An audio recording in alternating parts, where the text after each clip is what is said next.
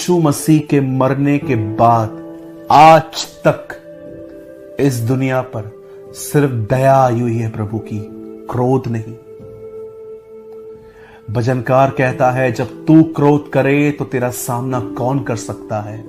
आप जानते हो, आप बहुत जल्द, आप और मैं और जितने लोग तैयार हैं, जितने भी लोग प्रिपेयर हैं, आप में से हर व्यक्ति बहुत जल्द एक आवाज को सुनेगा। हम बाइबल बताती है उठा लिए जाएंगे और उठाए जाने के बाद हम प्रभु से बादलों पर मिलेंगे और वो हमें अपने उन घरों में ले जाएगा जो उसने हमारे लिए तैयार किए हैं। और जैसे नूह की जो दरवाजा था खुदा ने बंद किया और उसके बाद लोग डूब के मरना स्टार्ट हुए थे, वैसे ही हमारे उठाए जाने के बाद इस संसार पर परमेश्वर का क्रोध प्रकट होगा। और याद रखिए, उस क्रोध के अंदर ऐसी बातें हैं जो आज तक पृथ्वी पे नहीं हुई। पानी ब्लड में चेंज हो जाएगा, सूरज अपनी तपन को और ज्यादा कर देगा, अयूब की तरह लोगों को फोड़ियां आएंगी, बॉयल्स आएंगे। और एक टाइम तो ऐसा लिखा गया है कि एक एंजल नीचे उतरा और पूरी दुनिया में भूकंप आना चालू हो गए। आपने कभी कभी सुना होगा इस कंट्री में, इस शहर में आया, लेकिन वहां पर लिखा गया है जब वो स्वर्गदूत आया तो पूरी दुनिया में से भूकंप आए। आप रेवलेशन में पढ़ के देखिए मेरे भाइयों, मेरी बहनों, कोविड-19 परमेश्वर का क्रोध नहीं है, वो सिर्फ एक पिक्चर है। खुदा ये दिखाना चाह रहा था, पैंडेमिक फेस नहीं कर पा रहे हो, मेरा गुस्सा कैसे फेस करोगे। आप जानते हो परमेश्वर का क्रोध होता क्या है। मैंने आपको लास्ट टाइम भी कहा था, मैं आपको फिर से कहता हूं, जब सेकंड वेव आई, कोविड-19 की जो वेव अब आई थी, आपने देखा होगा लोग वेंटिलेटर्स के लिए, अस्पतालों में बेड्स के लिए, दवाइयों के लिए लाइन लगा के खड़े थे। हर व्यक्ति जीना चाहता था। लेकिन आप जानते हो क्रोध में क्या होता है, कोई जीना नहीं चाहेगा। इसलिए रेवोल्यूशन में लिखा है, वे पहाड़ों से कहे कि हम पर गिरो, लेकिन पहाड़ भी नहीं गिरेंगे। पहाड़ भी कहेंगे नहीं गिर सकते, खुदावन ने मना किया है। ब्रदर, मैं बचना चाहता हूं, मैं क्या करूं। मैं अब जो आपको समझा रहा हूं, प्लीज इस बात पे ध्यान दीजिए। जरा सोचिए, प्रभु नूह को कह रहा है जहाज बना। नूह ने मेहनत करना स्टार्ट की। मेहनत करते करते जरा सोचिए, उसके अंदर ये ख्याल नहीं आते होंगे कि परमेश्वर ने कहा है पानी आएगा। मैं इतना बूढ़ा हो चुका हूं, मैं इतने सालों से यहां पर रह रहा हूं, मैंने आज तक पानी नहीं देखा है। क्या ये मेरे खुद के विचार तो नहीं है, या मेरा माइंड मुझे डिसीव तो नहीं कर रहा, या मुझसे शैतान ने तो बात नहीं की है। जरा सोचिए, उसके ख्याल उसे कितना तंग करते होंगे। उसके बाद जब वो लोगों को समझाता होगा, लोग उसे इग्नोर करते होंगे, लोग कहते होंगे कि ठीक है हम शाम को आएंगे, तुझसे बात करेंगे, अभी तो तू जा। या कई बार आप लोग उसे बुरा भला कहते होंगे। अब ये दूसरी आवाजें चालू हो गई कि लोग भी बिलीव नहीं करते। पहली आवाज ये थी, कहीं ये मेरे दिमाग की बात तो नहीं है। और जरा सोचिए, एक व्यक्ति इतने सालों में नहीं आया। क्या नूह ने कभी ये नहीं सोचा होगा मैं गिव अप कर दूं, ये लगता है मेरे ख्याल हैं। वो बंदा हमेशा सारी बातें इग्नोर करके अपने जहाज को बनाता रहा, उसने तैयार किया। हम कई बार हम सोच भी नहीं पाते हैं कि हम क्यों रुके हुए हैं। हमें कोई किसी ने कहा, भाई आपने तो धर्म बदल दिया है, आपको तो पैसे मिल गए हैं, हम चर्च जाना बंद कर देते हैं। हमें कई लोग कहते हैं कि आप ऐसे हो वैसे हो, हम 2 दिन वहां पर बिजी हो जाते हैं। कई बार हम इतना खाना खा लेते हैं कि हम खुद लेजी हो जाते हैं। आपने देखा हम कितना रुक रुक के चलते हैं।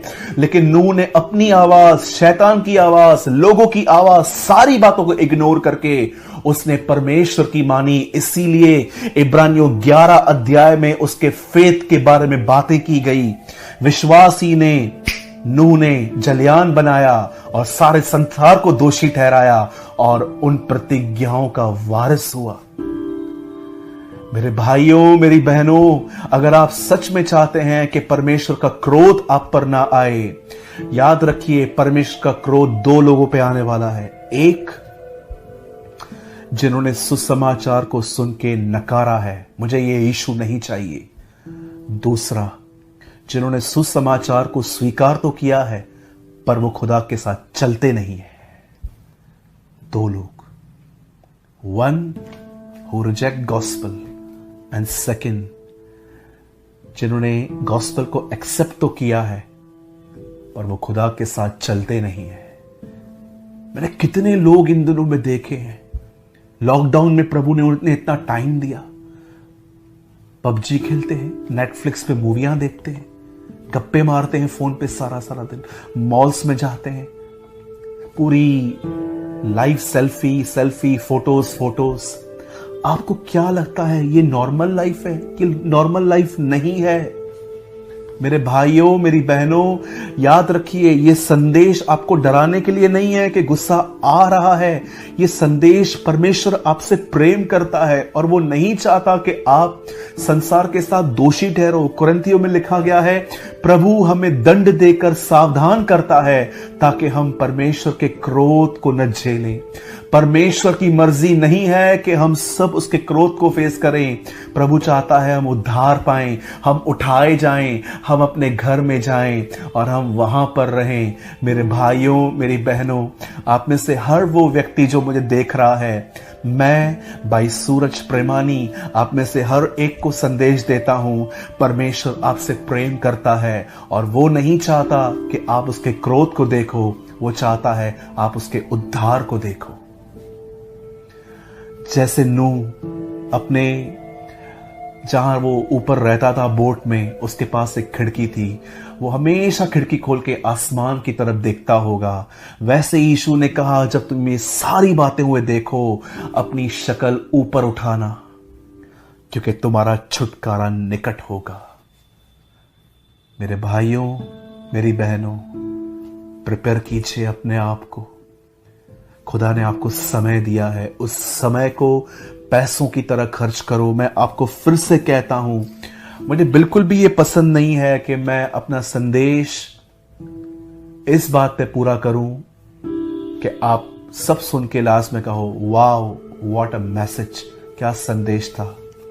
जी नहीं, मुझे ये इमोशनल वे से अपना मैसेज पूरा नहीं करना है ताकि लोग नीचे कमेंट्स करके लिखते हैं क्या प्रचार था।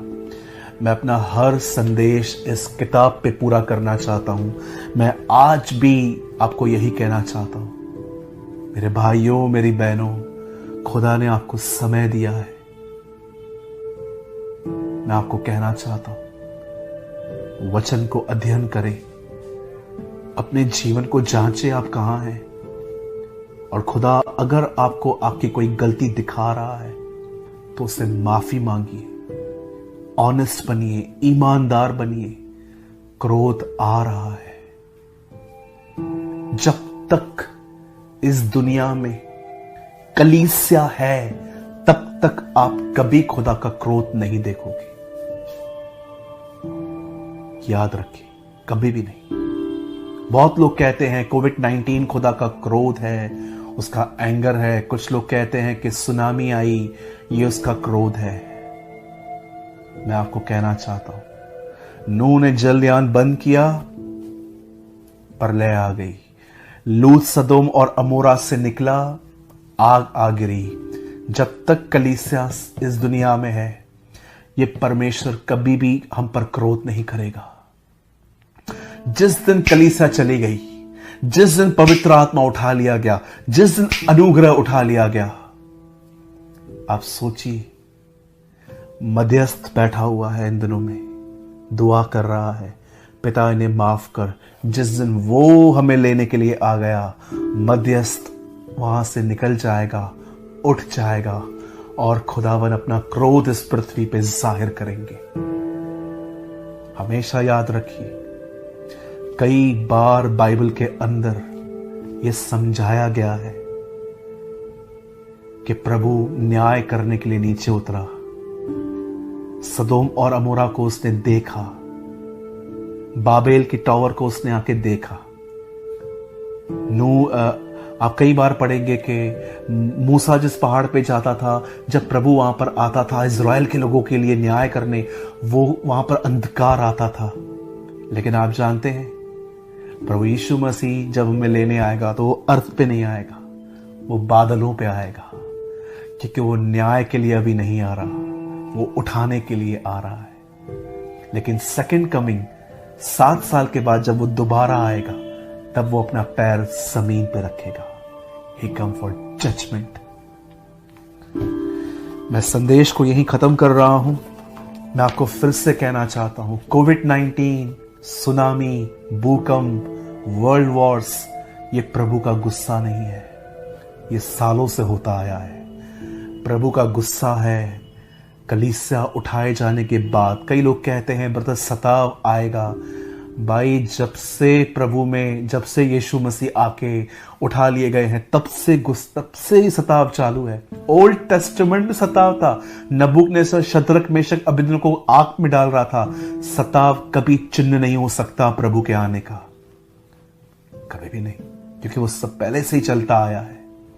जिस दिन कलीसिया उठा ली गई, परमेश्वर सारी विपत्तियां जो रेवलेशन में लिखी हैं वो मनुष्यों पे करेगा, और लोग इतने परेशान हो जाएंगे कि वो अपनी मौत को मांगेंगे। इसे कहते हैं परमेश्वर का क्रोध। मेरे भाइयों, मेरी बहनों, अपने हृदय और अपने जीवन को ठीक करें। देर नहीं हुई है। प्रभु आज भी आपके साथ है। वो आपसे प्रेम करता है। Thank you Lord. Let's pray. जमीन और आसमान को बनाने वाले परमेश्वर, मैं आपके सामने अपने हाथों को फैलाकर आपसे मांगता हूं, खुदा, मैं आपके क्रोध को नहीं देखना चाहता। मैं आपकी नजात, आपके सल्वेशन, आपके उद्धार को देखना चाहता हूं। जैसे उस शिमोन बूढ़े ने छोटा यीशु, जब वो 8 दिन का ही था, उसको अपने हाथ में उठा के कहा, मैंने आज तेरे उद्धार को देखा है, वैसे ही मैं भी उस उद्धार, उस छुटकारे, उस रिडेम्पशन को देखना चाहता हूं। मुझे तैयार कर। मेरे अंदर जो गुनाह और गलतियां हैं, मेरे भाई बहनों के अंदर जो गुनाह और गलतियां हैं, उन पे हमें रोशनी दे और हमें मन फिराने की ताकत दे। हर एक को ब्लेस कर खुदावन, हर एक पर रहम कर। हम सारी महिमा आदर आपको देते हुए हम इस विनती को यीशु के नाम में मांगते हैं। आमीन एंड आमीन।